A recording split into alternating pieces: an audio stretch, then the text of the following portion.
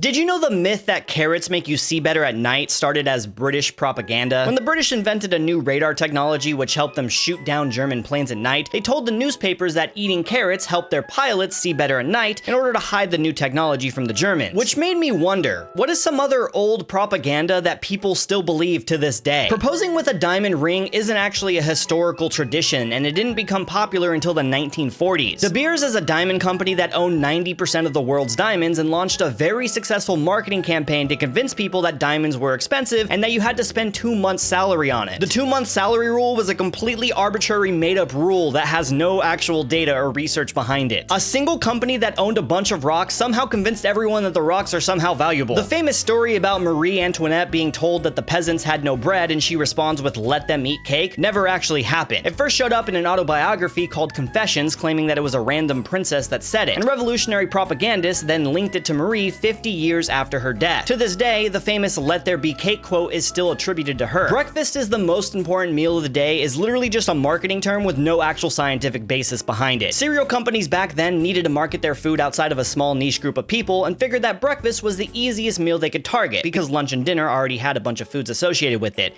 and they advertised breakfast as essential. Really, there is zero science behind eating breakfast every day is important to the diet or mental health. And the last one isn't propaganda, but a rumor. Do you guys remember hearing as a kid that Marilyn Manson had 2 of his ribs removed so he could suck his own dick? Yeah, that isn't actually true, but somehow every kid in the early 90s and 2000s heard about this rumor for some reason. What was up with that? Why did we all know about that?